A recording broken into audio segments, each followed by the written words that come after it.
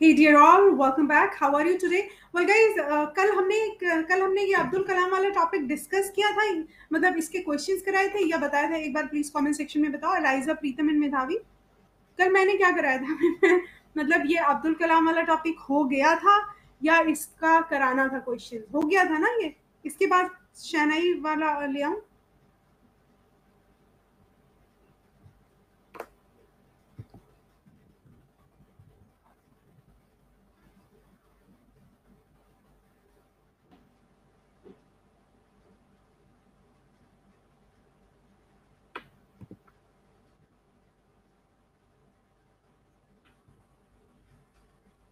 बिस्मिल्लाह खान वाला कराया था ना मैंने, बिस्मिल्लाह खान वाला। बिस्मिल्लाह खान वाला भी हो गया था? अच्छा। हाँ, बिस्मिल्लाह खान वाला तो हो गया था और ये शनाई वाला भी हो गया था। अभी चैप्टर 9 होने वाला है। ओके, हम चैप्टर 9 पे पहुंचे हैं।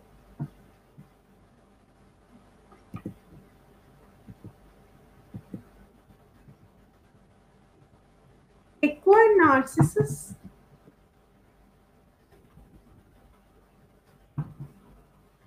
एक मिनट गाइस, मुझे थोड़ा टाइम देना। The gift of the acquire Narcissus भी हो गया। अरे तुम लोग की क्लास में इतने सारे चैप्टर्स हो गए। गिफ्ट ऑफ द मैगी बताया था क्या मैंने? एक्वायर नार्सिसस हो गया? वो तो काफी पहले हो गया था। चलो मैं पूछ लेती हूँ आपसे क्या क्या हो गया। अब ये इससे ये भी पता चल जाएगा कि तुम लोगों को याद है क्या क्या हुआ, क्या क्या नहीं हुआ।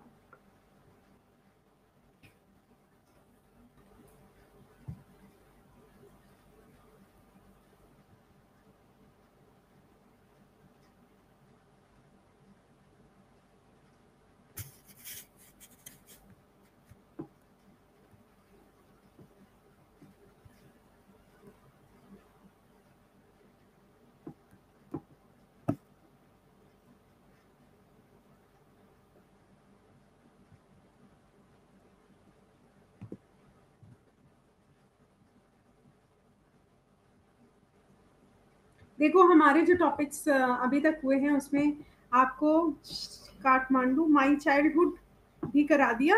ओके, मतलब आपके सारे टॉपिक्स हो गए। Dharmayuddha, Yayati, silent revolution, too many people too few trees, Echo and Narcissus, shehnai of Bismillah Khan, Kathmandu, my childhood and the gift of the Magi बचा है ना? यही है ना? ओके साबिस्टन, the gift of the Magi. ठीक है, मैं मैगी का गिफ्ट खा लो। ठीक है। ऑलराइट, चलो मैं गिफ्ट द मैगी लगा देती हूँ आपके लिए। ये लास्ट प्रोज का टॉपिक है, इसके बाद हम पोइट्री करेंगे। हाँ जी। ओके, एक मिनट। चलो फिर मैं अपनी फोटो हटा लेती हूँ, जरूरत ही नहीं है, दिखाई नहीं देगा।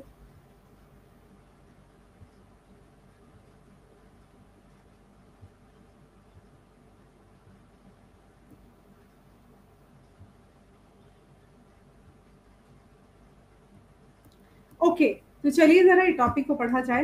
मैं थोड़ा निकलती हूँ इधर से, आप टॉपिक को ध्यान से पढ़ेंगे।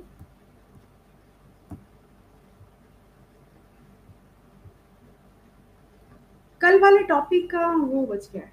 अच्छा।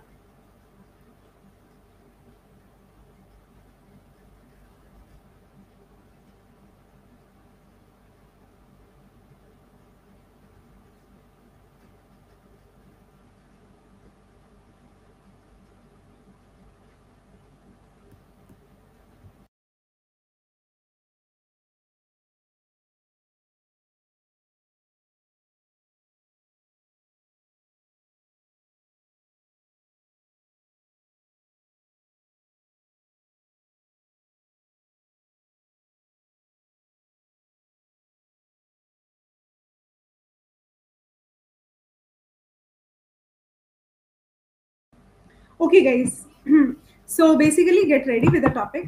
तो यहाँ पर जो हम बता रहे हैं आपको,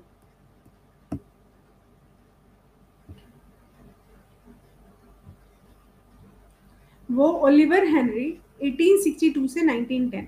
इनका पेन नेम है विलियम सिडनी पॉटर। सो ये प्रोलिफिक राइटर हैं, मतलब अच्छे राइटर हैं।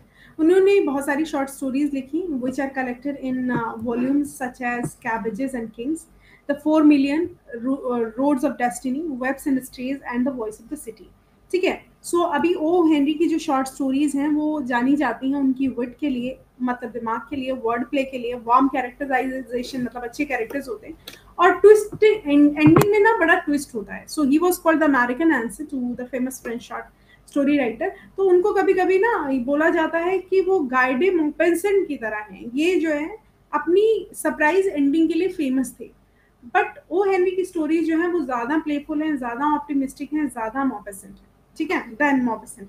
तो ये जो प्रेजेंट स्टोरी है the gift of the Magi, ये Jim and Della for each other show the physical position, मतलब ये बेसिकली डिपिक्ट करती है कि जिम एंड डेला के बीच में प्यार है उसको ही दिखाती है।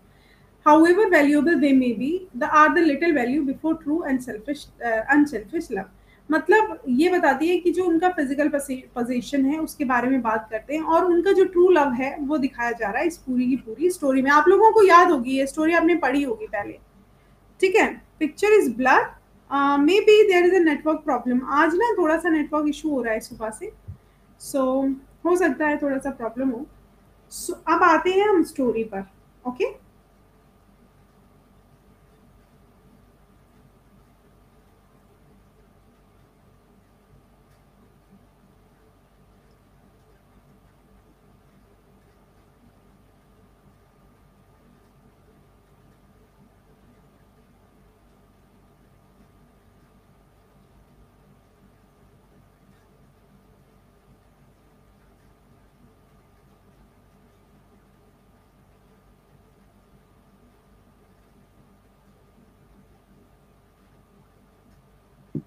Guys, just give me a while. I am in a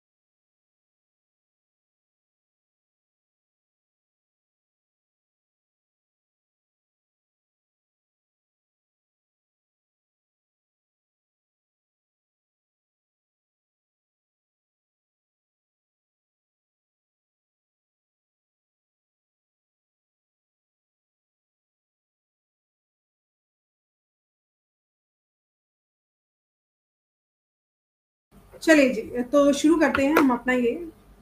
तो बेसिकली हुआ क्या कि $1.87, this was basically,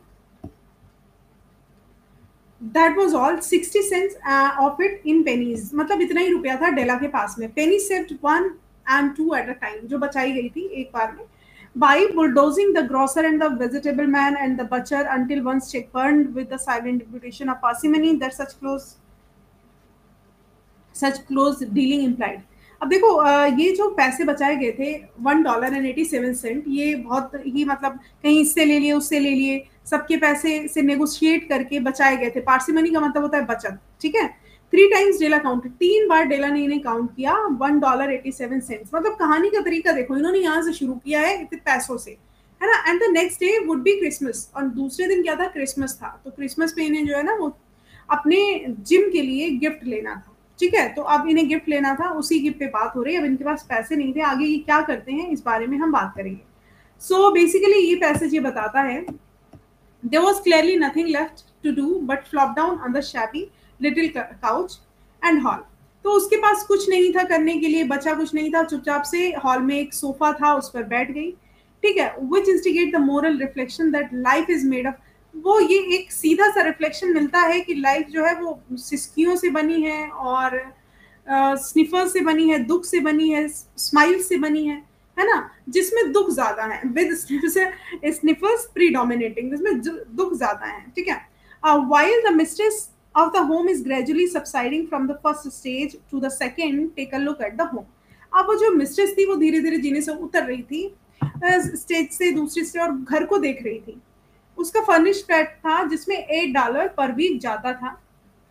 it did not exactly beggar description, ये उसका बेगर डिस्क्रिप्शन नहीं था, मतलब ये वो बता नहीं रही थी, बल्कि यही एग्जैक्टली वहां पे भिखारियों जैसी हालत उसकी हो रखी थी उस वर्ड में। उससे पता चलता है कि कैसे भिखारियों की तरह वो लोग रहते थे।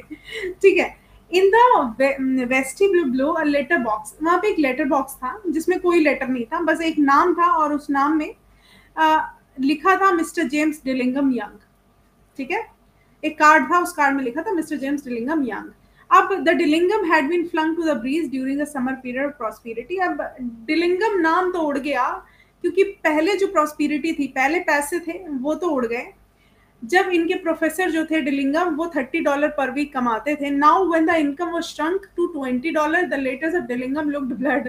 तो जैसे ही इनकी इनकम कम हुई, वैसे जो लिखा हुआ वर्ड था डिलिंगम, वो भी थोड़ा थोड़ा ब्लरी दिखने लगा। मतलब इतनी ज्यादा मेटाफर्स यूज किए गए हैं। आप ये सोचो कि ये जो हम पढ़ रहे हैं, इसमें कितना ज्यादा मेटाफर, कितने ज्यादा मतलब एलिगरी यूज करी गई है इस पूरी की पूरी। जो ये हमारा मतलब लग ही नहीं रहा कि हम वो पढ़ रहे हैं प्रोज, लग रहा है पोइट्री पढ़ रहे हैं, है ना। तो कह रहे हैं कि letters of Dillingham looked blood, जैसे पैसे कम हो गए वैसे जो इनका नाम था वो भी ब्लर दिखने लगा। As though they were thinking seriously of contrasting to the modest, मतलब वो बहुत ही सीरियस सोच रहे थे। एंड अनअज्यूमिंग, वो दिखावा बिल्कुल नहीं करते थे। But whenever mister James Dillingham Young came home and reach his flat above he was called Jim. जब जेम्स डिलिंगम जो है अपने फ्लैट पर आए तो उनका नाम पड़ गया जिम, और greatly hugged by missus James Dillingham, और उनका नाम पड़ गया Della. Young already introduce to you as Della, मतलब which is all very good, जो सब कुछ बहुत अच्छा था। बाद में जिम एंड डेला उनका जो नाम था, उसी के हिसाब से ये आगे चलते गए। अब आगे पढ़ते हैं कि डेला फिनिश्ड हर क्राई, उसने अपना रोना बंद किया and attended to her cheeks, और विद अ पाउडर रग अपने चेहरे को साफ किया। She stood by the window and looked out dully at the grey cat walking a grey fence in a grey fence in a grey। मतलब वो window के सामने खड़ी हो गई और बाहर सब कुछ उसे अब ग्रे नजर आ रहा था, समझ रहे हो। ग्रे कैट नजर आ रही थी।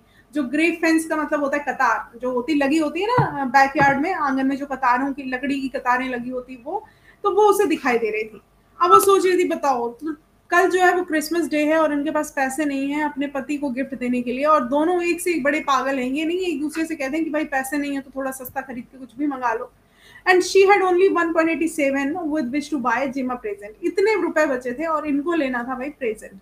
She had been saving every penny she could for month. वो पूरे पैसे बचा रही थी, साल मतलब महीनों से बचा रही थी। With this result $20 a week doesn't go far. मतलब अब उसे लग रहा था कि $20 एक वीक में बच जाएंगे, लेकिन हमेशा क्या होता है कि expenses had been greater than she had calculated. Expenses हमेशा आप जितना जोड़ो उससे ज्यादा ही निकलता था। They always are only 1.87 to buy a person for present for Jim. अब वो कितने बचे, इतने बचे जिम के लिए, प्रेजेंट खरीदने के लिए। उसका Jim, her Jim many happy hour she had spent planning for something nice for him. कितने कितने उसने घंटे बिता दिए कि उसके लिए कुछ अच्छा करेगी करेगी, बट नहीं कर पाई। Something fine and rare and installing something just a bit near to being worthy of the hour of being on by Jim। मतलब वो कह रही थी ऑनर ऑफ, मतलब वो कह रही थी कुछ ऐसा अच्छा सा मिल जाए जिससे वो जिम की नजरों में उसका सम्मान बढ़ जाए। अब वो कुछ तो सम्मान बढ़े, इस चक्कर में वो सोच रही थी कि कुछ अच्छा सा खरीद ले। अब खरीद तो पाया नहीं, आइए देखते हैं खरीद पाया कि नहीं। यही सिचुएशन जो है वो उसमें बताई जा रही है। आप लोगों को समझ आ रही है अभी तक जो मैंने बताया, उसमें चीजें समझ आई आपको? Words are too small. Okay Sebastian, मैं इनको थोड़ा सा वाइड कर देती हूँ। अगर एक्चुअली ओके मैं ना इसको थोड़ा सा जूम कर देती हूँ, अभी तो ठीक दिख रहा होगा आई गेस। चलो अब इसमें there was a pier glass between the windows of the room. उनके विंडोज और रूम के बीच में एक पतला सा शीशा था, ठीक है, पतला सा। Perhaps you have seen a pier glass in an 8 नैट। आपने देखा होगा, $8 के फ्लैट में ये देखा होगा। A very thin and very agile person, जो बहुत पतला होगा, सूखा सा बंदा, by observing is reflection in a rapid sequence of longitudinal steps. वो ऐसे, वो जो पतला होगा ना, हम जैसे लोग नहीं, जो पतले लोग होंगे वही उस शीशे में दिखेंगे। अब डेला तो बहुत पतली थी और इस चीज में मास्टर थी। सो उसने देखा, डेला ने, और सामने खड़ी हो गई शीशे के। Della being slender had mastered the art. उसे तो पता था कि वो दुबली पतली थी और वो शीशे में दिख जाएगी। अब उसने अपने आप को शीशे में देखा। अब देखा क्या, suddenly she wheeled from the window and stood before the glass. उसके सामने खड़ी हो गई। अब अचानक से उसके माइंड में यूं आइडिया आया, पता है क्या आइडिया आया? बहुत ही खतरनाक सा आइडिया आया। I would never do that. Her eyes वो शाइनिंग ब्रिलियंटली, उसकी आंखें चमक रही थी, but her face had lost its colour with in 20, लेकिन थोड़ी देर में उसका चेहरे का रंग उड़ने लग गया। Rapidly she pull down her hair and let it fall to its full length, उसने अपने बाल खोल के पूरे फैला लिए। अब उसके पास क्या था? सिर्फ और सिर्फ उसके बाल।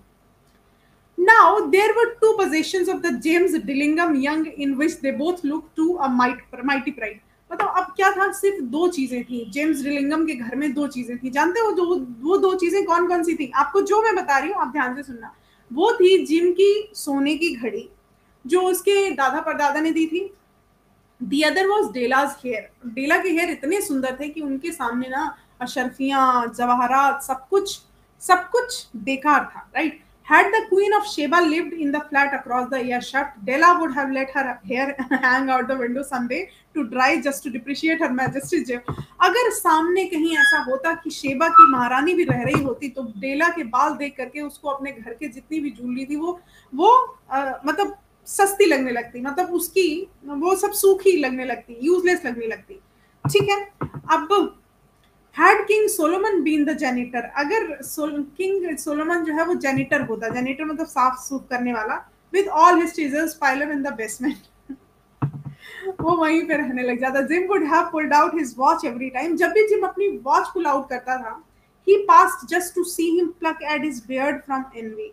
जब भी मतलब वो अपनी घड़ी निकालता था तो देखता था उसकी घड़ी तो सोने की है बट उसके पास उसमें पहनाने के लिए चेन नहीं थी, तो वो चुपके से देखता था और रख देता था।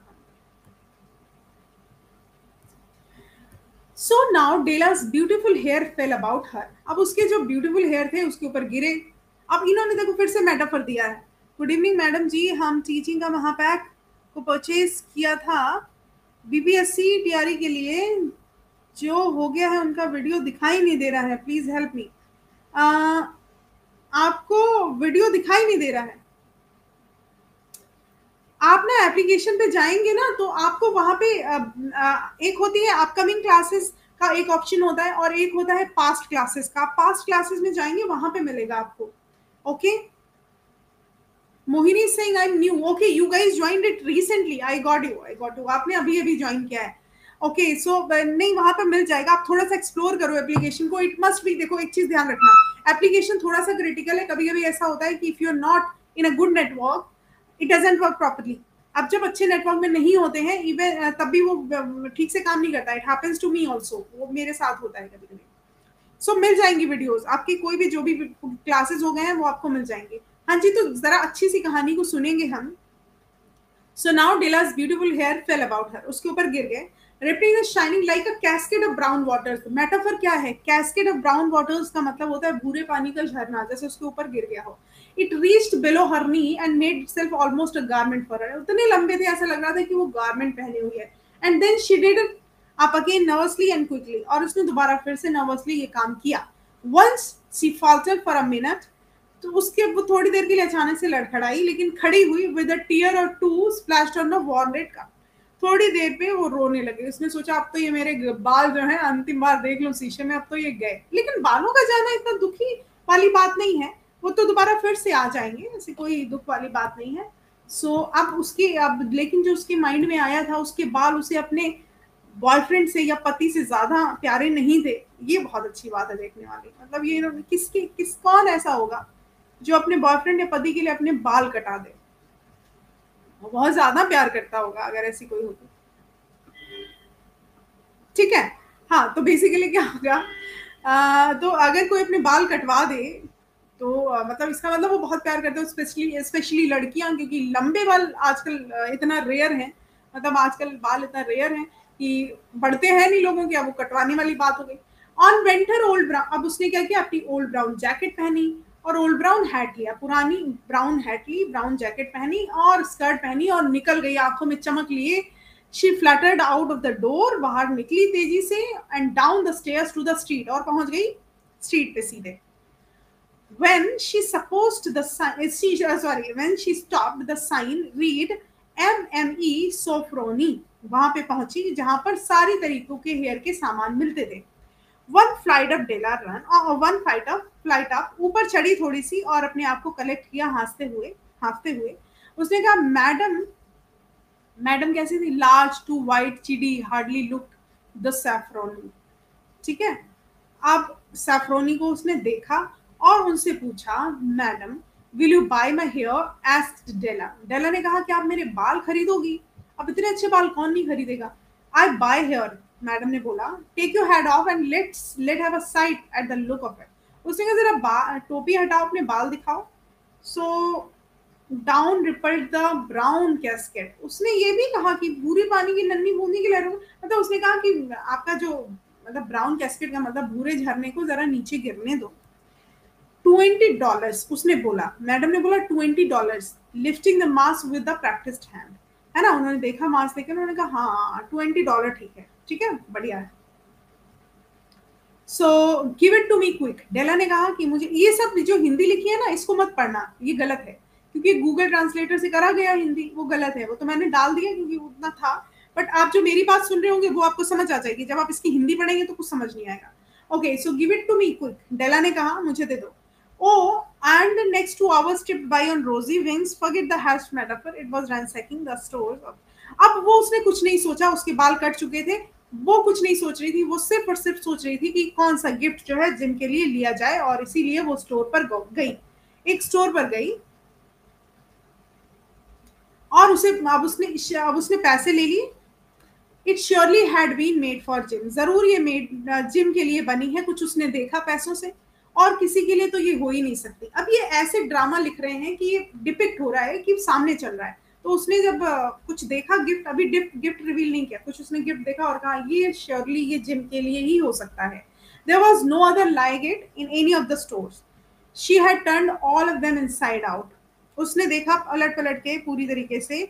It was a platinum fob chain, simple and chaste in design. ये बहुत ही सिंपल प्लैटिनम की चेन थी जो बहुत ही ज्यादा खूबसूरत थी, properly proclaiming its value by substance alone and not by materials ornamentation, meritorious। मतलब ये कह रहे हैं कि, अब मैं बता दी उसकी हिंदी, उसमें लिखा था कि वो जो घड़ी थी वो इतनी ज्यादा सुंदर थी, डिजाइन में बहुत ज्यादा सुंदर थी, और अपनी खुद की वैल्यू को प्रोक्लेम कर रही थी, दिखा रही थी, और ये किसी भी ऑर्नामेंट से ज्यादा खूबसूरत थी। इट वॉज इवन वर्दी, ये जरूर वॉच के लिए पूरी तरह काबिल थी। As soon as she saw it she knew that it must be Jim's। जैसे उसने उसे देखा, उसे देख के लगा यही जिम के लिए अच्छी चीज है।